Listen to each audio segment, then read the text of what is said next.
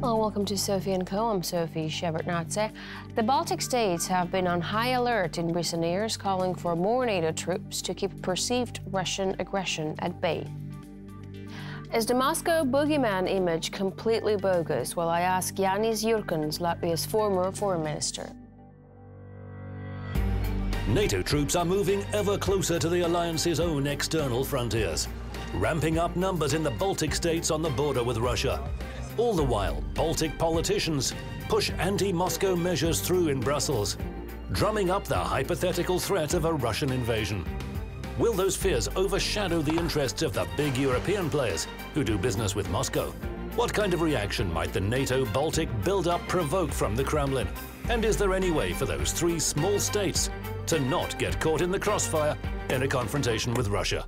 Jānis Jurkāns, Latvia's former foreign minister. Welcome to the show. It is great to have you with us today. Latvia's president, Mr. Jānis, says that the European Union needs an effective deterrence tool against a possible Russian attack.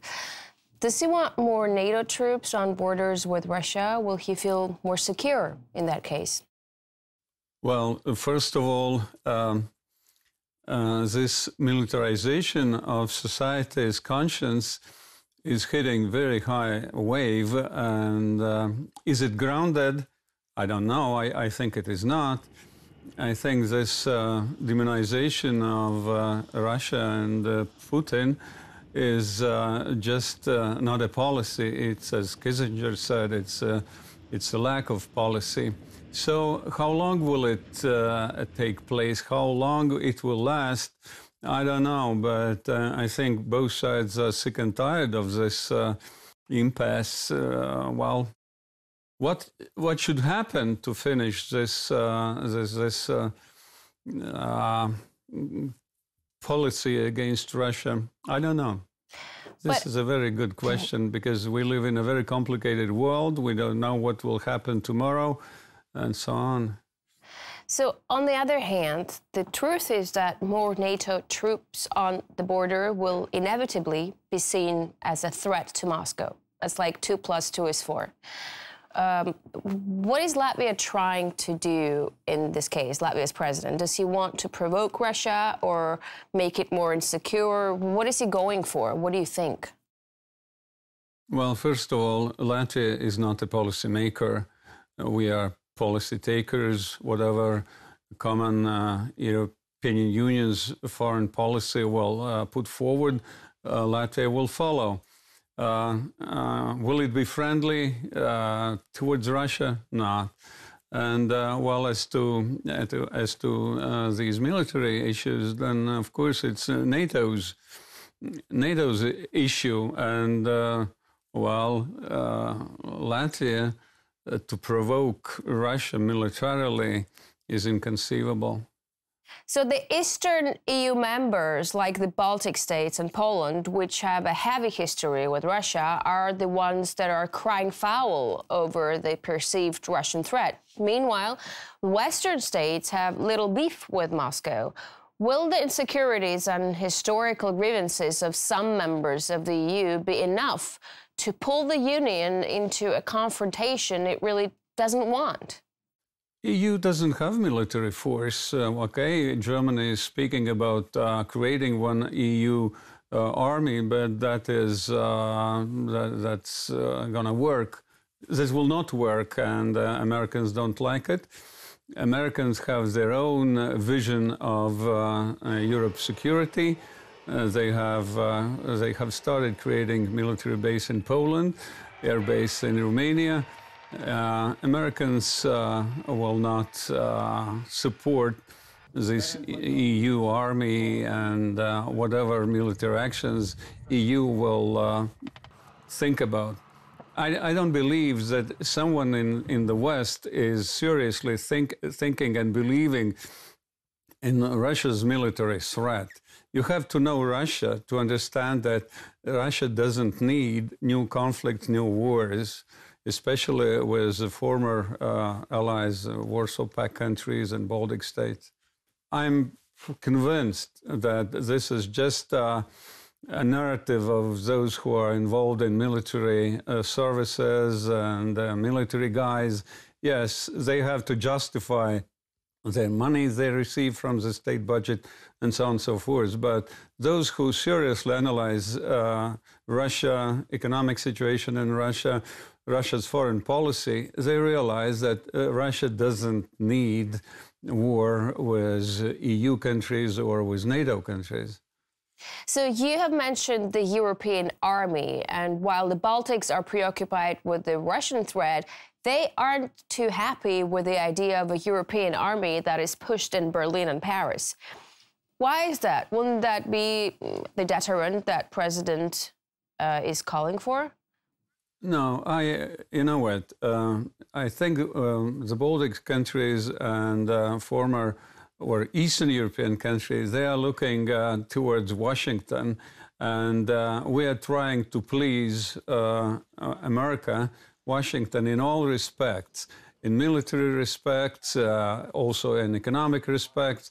When our president was in Washington, he promised President Trump will start buying American gas. All these things, economic things, are being politicized, and what would that mean to the country, to Latvia's economy? Nobody knows today. Well, okay, but you know all these issues, and so this is, the fact is we are looking towards Washington, not towards Brussels, because Brussels, we believe that Brussels is breaking up, and we don't have any idea how EU will look like in a year or two or in forthcoming future. So are you saying that Latvia is more guided by the Washington than Brussels? Or controlled, if you want? Yes, I am. Okay. Yes, it is so, because if you look what weapons we have, what military advisors we have in Latvia, you will realize that, yes, we try to rely on Washington without understanding that Washington is slowly but leaving NATO and moving towards Pacific Oceans. There lie America's main interests, military interests, economic interests, not in Europe. Trump considers that in Europe, we are 4 times bigger population-wise than Russia. We spend in Europe 4 times more money on military needs than Russia does. Why should Americans be here and defend Europe, which doesn't have its own character? What is Europe? So Latvia and Estonia, they don't have enough military capability to defend themselves against any kind of an adversary, to be honest.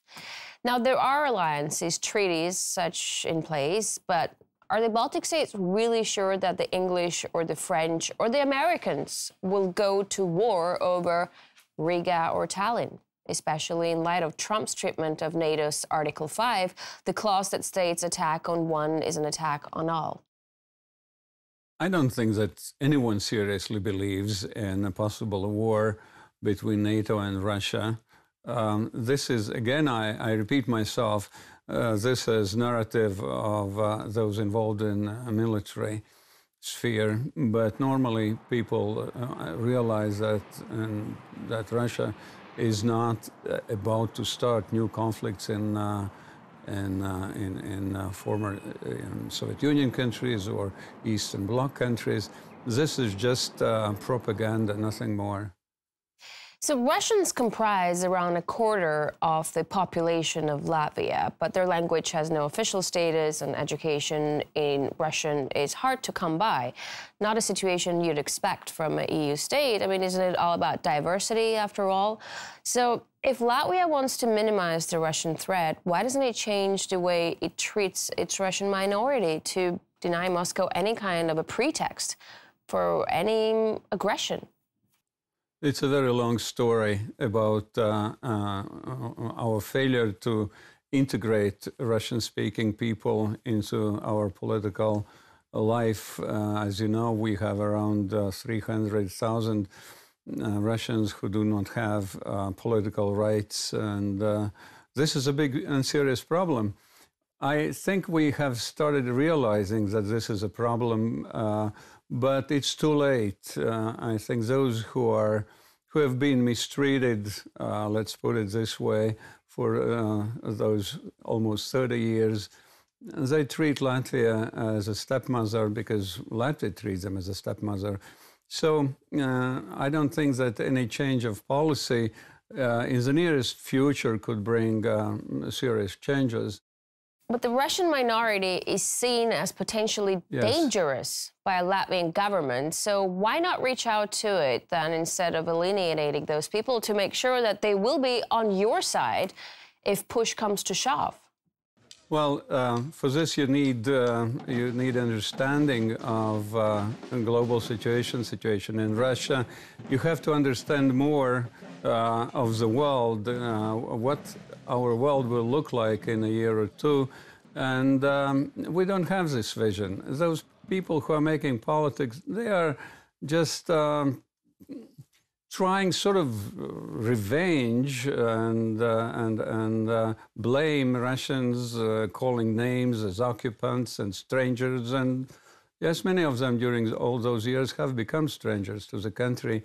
But this is a lack of policy. This is a lack of understanding that we need a harmonious society to achieve serious economic prosperity and economic goals, and also a country which is so divided as we are is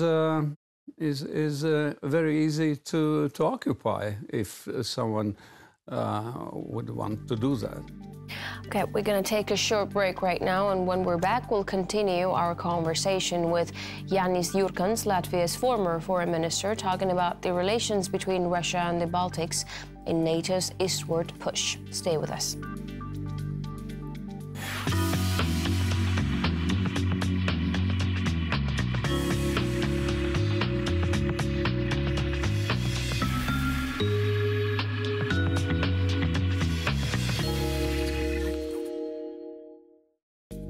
And we're back with Jānis Jurkāns, Latvia's former foreign minister, talking about the ever-strained ties between Russia and the Baltic states and European security.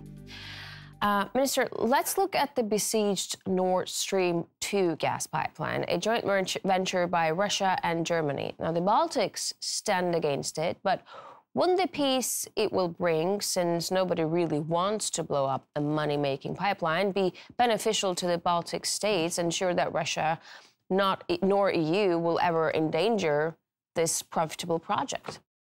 Well, during all those 29 years of our independence, we have never had shortage of gas, which we buy from Russia. Why should we be afraid that one day Russia will cut those supplies and we'll stay without gas? This is, again, a politicized issue because of Americans. Americans are producing the biggest producers of gas today, and tomorrow they will start selling their gas, and so they are interested in disrupting this project. And will they succeed? I don't know. I'm afraid they might, because Europe today being so divided and with all this Brexit and all of the problems they have inside Brussels and inside the EU, well, maybe they might even succeed, which would be a very, very serious blow to the European economy. Imagine Germany, who is selling 50% of what they produce, they're selling. It means that their products will become much, much more expensive. But again, this is a big story, and it's not for me to speculate on these issues. But of course, this is a very politicized issue, and this belongs to this demonization of Russia, Putin, and this is, this false understanding of the situation. They think, well, okay, Putin will not have money and he will be just kicked out of the Kremlin, and someone will come and will be very Western friendly, and all such nonsenses. Putin was friendly towards the West when he came to power in 20,000. But the West didn't want to be friendly and engage Russia in the big politics. So we actually have a couple of questions about that a bit later, but talking about the Nord Stream 2, the Baltic states, when you think about it, except it's being under the influence of the United States, also stand to lose transit business with Russia because of the new pipeline. So all these words about just strategic threat, is it also really based on lost revenue? No, I don't think anyone thinks in those terms. Again, this is the policy is that whatever comes from Russia is bad, and we have to cut all possible ties with Russia and keep standing with our back towards Russia. So instead of using our geography as one of our main assets, we are doing contrary. But no one has taken a paper and just started calculating what would that mean to our economy. That's not an issue today. And all those who know something about gas prices, they realize that the gas from United States imported from America will be much, much more expensive. What would that do to our economy? Nobody thinks about that. We want to please Americans. That's it. So one of Baltic states' intel chiefs said that Russia, and that's a quote, highly likely to intervene in the European parliamentary elections in May. How fair is it to accuse Russia of meddling before the elections have even taken place? Those who claim this, do they have any proof? I mean, how can they have a proof if the elections haven't even taken place? No. I mean about elections in America and just all this is just continuation of demonization of Russia. Whatever is going to happen, Russia will be blamed. And when will it stop? I don't know. How to stop it? I don't know. And so this is just, you know, I'm mad at all this because this is so unfair and this is not politically wise to aggravate situation which has not yet been aggravated. Or even if Russia wants to do that, it will do it. Russia has these capabilities. Just if you are afraid, go to Moscow and talk to Putin. Say, look, please don't do that. We want to make business with you. We want to improve our relations. But stop demonizing Russians. So you will be very sorry if they turn into demons. Then we'll scream. So one of Russia's alleged subversion weapons in the run-up to the elections are, of course, the dreaded fake news. And the EU is cracking down on those, but there are reports that some EU states make no distinction between fighting fake news and fighting Eurosceptics. Does that mean that fake news is basically any news that you don't like? I don't know. It depends who is reading or listening to these news. Okay, you can believe in fake news and you can be very skeptical about all news. And this is political life. Politicians have always been faking the truth in all times, in all centuries. So it's just your personal problem. You believe or you don't believe, and this is it. So you've been saying that you've been ostracized by the Latvian political circle after your meeting with Vladimir Putin in 2002 and over your frequent visits to Russia. Now, judging by your own experience, how risky is this today for a European politician to express a view that is not anti-Russian? I'm not even saying pro-Russian, but not anti-Russian. I mean, why do people who do this immediately become political outcasts? Well, I think this is a lack of understanding that Russia is not an ideological scarecrow. Russia is a real neighbor with whom we'll have to live always, being in NATO, EU, or wherever. And it's in our interest to go to Russia, to talk to Russians, and to understand them, and talk to them and tell them what we are doing, what we are afraid of, and start normalizing relations. Let's say I would ask politicians, okay, we could have a plan on paper what we want to Russia to do to improve relations, and Russia has its own shopping list. So let's start with this shopping list and let's start improving our relations, because what would we do if EU breaks up? Okay, now we are saying, okay, we have common European foreign policy, which is not a policy at all.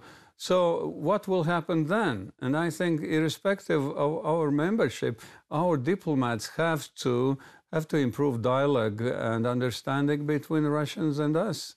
There is no other way. I repeat, we will always be neighbors. And plus, you mentioned before, we have around 500,000 Russians living here. But that should be kept in mind as well. Well, that and also the fact that Latvia has lost about 20% of its population after joining the European Union, and for some reason so much focus given to the Russian threat, when this issue could be Latvia's actual undoing. Yes, this is an existential problem. Why people leave Latvia, it's not a political issue, it's an economic one, because our economy lacks serious investments, and our investment, Latvia is not so investment friendly as it should be. Latvia is slow with our improving our infrastructure. And of course, now when there are no borders, people are free to go wherever they are paid better for their work. They do. So, but this is, as I said at the beginning, this is an existential truth, because when we became independent in 91, we had more than 2 million, 2.5 million inhabitants in Latvia. Now we are scarcely 2 million. And all these demographic figures are very, how to say it, they are very serious and scary. All right, thank you very much for this insight and for your interview. We really appreciate you being on our show. We were talking to Jānis Jurkāns, Latvia's former foreign minister, discussing the frictions between Russia and the Baltic states and European politics. That's it for this edition of Sophie & Co. I'll see you next time.